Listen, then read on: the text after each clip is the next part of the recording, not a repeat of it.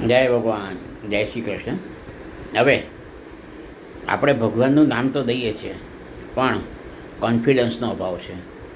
પાર્વતી શંકરૌ વંદે શ્રદ્ધા વિશ્વાસ રૂપિણૌ. પાર્વતી અને શંકરને નમસ્કાર છે, જે શ્રદ્ધા અને વિશ્વાસ.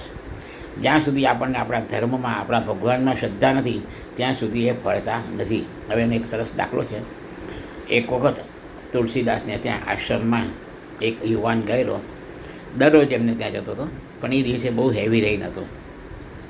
હવે પાછો જાય છે તો નદીમાં પૂર આવેલું, એટલે યુવાન પાછો વળે છે અને જઈને તુલસીદાસને વિનંતી કરે છે કે ભાઈ, મારે આજે ઘેર જવું જરૂરી છે. મારી પત્ની એકલી છે, ન્યૂલી મેરિડ છે, એની જોડે દાગીના બધું છે, તો મને જવા માટે કંઈ રસ્તો કરી આપો.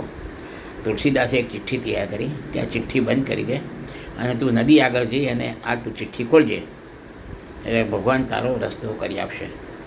એટલે એ યુવાન નદી કિનારે ગયો અને જઈ અને નદી ખોલી, નદી આગળ ચિઠ્ઠી ખોલી, તો નદીમાં રસ્તો થઈ ગયો અને 3 ફૂટનો રસ્તો.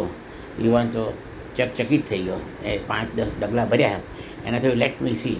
હવે તુલસીદાસે ચોખ્ખું કે આ ચિઠ્ઠી તું જોતો નહીં, તે છતાં એણે ચિઠ્ઠી ખોલી અને ચિઠ્ઠીમાં જોયું તેમાં શું લખ્યું? રામ. બીજું કશું જ નહોતું લખ્યું. એણે જેવી ચિઠ્ઠી ખોલી તરત પાણીનું બધું, નદીનું પાણી ભેગું થઈ ગયું. એટલે માર પાછો નીકળી ગયો. ફરી પછી તુલસીદાસ જોડે ગયો અને એની જે ભૂલ માટે ક્ષમા માગી. તુલસીદાસે ફરી ચિઠ્ઠી કરી આપી અને ચિઠ્ઠી લઈને પોતાના ઘરે પહોંચ્યો.